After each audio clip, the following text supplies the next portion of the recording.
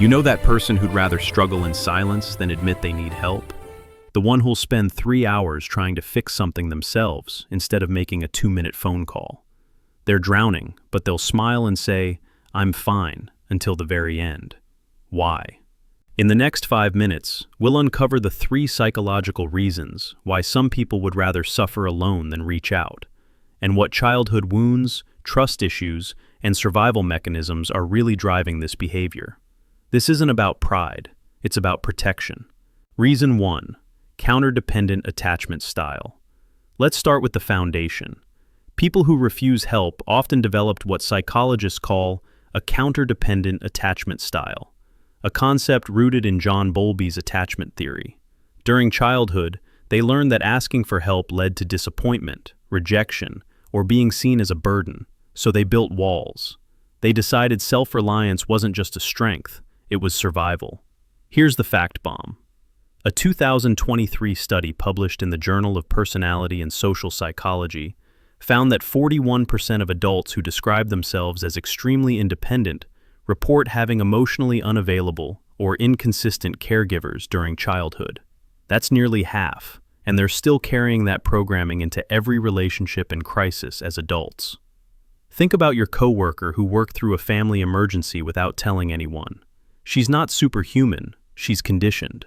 As a kid, maybe her parents were too busy, too critical, or too unreliable. She learned that vulnerability equals weakness, and weakness gets punished. So now, even when she's overwhelmed, asking for help feels more dangerous than suffering alone. We've all been there, or we know someone who has. But what if it's not just about childhood? What if there's a present-day fear driving this refusal to reach out? Reason 2, fear of indebtedness and loss of autonomy. Here's where it gets complicated. People who never ask for help often have an intense fear of social indebtedness, the psychological discomfort of owing someone something. They see help as a transaction that puts them in the red, and they can't stand being in anyone's debt. Picture this. Your friend's car breaks down, and you offer to drive her to work all week. Most people would say thank you and accept. But she'll Uber, take the bus, wake up 2 hours early to walk, anything to avoid feeling like she owes you. It's not about gratitude, it's about control. Here's your actionable insight. If this is you, recognize that accepting help isn't weakness, it's connection. Humans are wired for interdependence, not total independence. When you refuse help, you're not just rejecting assistance, you're rejecting intimacy. You're saying, "I don't trust you enough to let you see me struggle." And that keeps everyone at arm's length, including the people who genuinely care about you. Reason 3, self-concept rooted in competence, not connection. Now here's the deepest layer. The most psychologically complex reason people refuse help is because their entire identity is built on self-sufficiency. Their self-worth isn't tied to relationships, love, or belonging. It's tied to competence, to their ability to handle everything alone.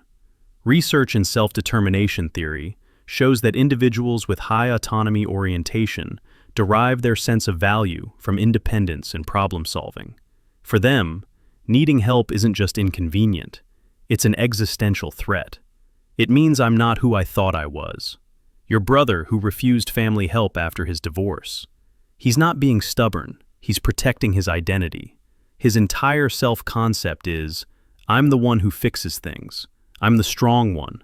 I'm the provider. If he asks for help, that identity shatters. And that's scarier than any practical struggle he's facing. This mindset doesn't stop at asking for directions or borrowing money. It extends into therapy resistance, refusing medical advice, avoiding relationship vulnerability. Every area where admitting I can't do this alone feels like admitting I'm not enough. It's emotional independence taken to a level where it becomes emotional isolation. So let's recap.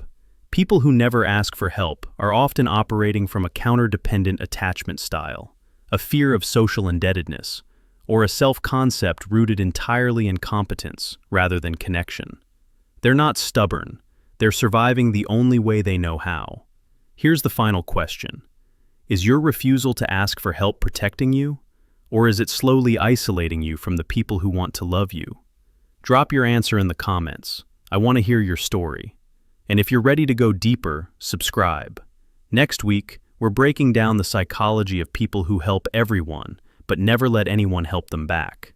That one's going to hit different. We don't just scroll through lives, we decode minds.